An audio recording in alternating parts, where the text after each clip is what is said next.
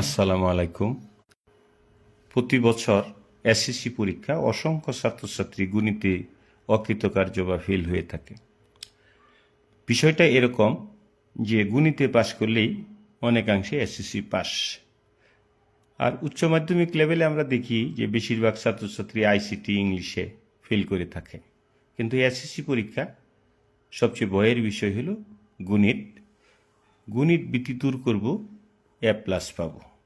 গণিতে ভয় থাকা মানেই গণিত পিছিয়ে দেয়। আজকে আমাদের আলোচনার বিষয় পরিসংখ্যান এসএসসি পরীক্ষার জন্য কেন এত গুরুত্বপূর্ণ। প্রথমত, যে এই শর্ট সিলেবাসে, করোনার পরে শর্ট সিলেবাসে পরিসংখ্যান থেকে যত নাম্বার থাকে আর অন্য কোনো অধ্যায় থেকে এত নম্বর থাকে না।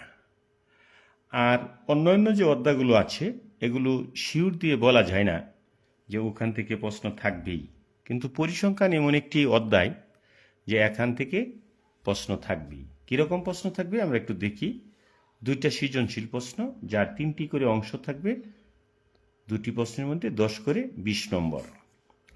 এমসিকিউ থাকবে 3টি, 3 নাম্বার। আর 2টি সংক্ষিপ্ত প্রশ্ন থাকবে, যেখানে 15টি প্রশ্ন থাকে, 10টির আনসার করতে হয়, সেখানে 2, টোটাল 25 নাম্বার। এরকম বিশাল স্কোরের নাম্বার পরিসংখ্যান ছাড়া অন্য কোনো অধ্যায়ে নেই, এমনকি অন্য কোনো বিষয়েও নেই।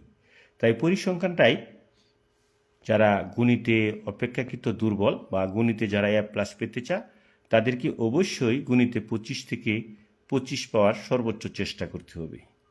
আমাদের এই আজকের ক্লাসে যারা ফলো করবে তারা পরিসংখ্যান এর সাধারণত সমস্যা থাকার কথা না। কেন আমরা পরিসংখ্যান করব? অপেক্ষিত সহজ কারণ হলো যে এখানে সূত্র কম, এবং বীজগণিতে অনেক সূত্র আছে, ত্রিকোণমিতিতে অনেক সূত্র আছে, জ্যামিতিতে অনেক সমস্যা, এবং পরিমিতিতে তো আরও সমস্যা। সুতরাং এই অপেক্ষিত সহজ 3টি মাত্র সূত্র আছে। গড়ের একটি সূত্র, মধ্যকের সূত্র, প্রচুরক আর বহুভুজ। এই 4টি বিষয় সম্পর্কে যদি আমরা বুঝি, যেমন মধ্যকের সূত্র হলো L+N/2 FC/H/FM, এটা খুব সহজে আমরা মনে রাখতে পারি। আবার প্রচুরকের সূত্র হলো L+F1 + F2 × H। আর গড়ের সূত্রটা সাধারণত A+ F1U1 N × H। এই 3টা সূত্র যদি আমরা পারি তাহলে আর অন্য কোনো সূত্রের এখানে প্রয়োজন হয় না। আরেকটা আছে পরিসর, সেটাকে সূত্র বলা যায় না, যে সর্বোচ্চ বিন্দু - সর্বনিম্ন বিন্দু + 1। পরিসংখ্যান পড়ার আরেকটি কারণ হলো যে পরিসংখ্যানে যদি সারণী তৈরি করো আংশিক নাম্বার পাওয়া যায়। যে একটা অঙ্ক করলে যে সারণী তৈরি করলাম সেখানে 50% নাম্বার চলে আসে, অথবা আমি গড়টা করতে চাইলাম কিন্তু কাছাকাছি মান আসলো বা একেবারে পূর্ণ মান আসলো না, তারপরেও নাম্বার পাওয়া যাবে। এরকম মধ্যক, প্রচুরক এই সকলের ক্ষেত্রেও আংশিক নাম্বার পাওয়া যায়। 5 নাম্বার কথা হলো পরিসংখ্যান মনে রাখা সহজ।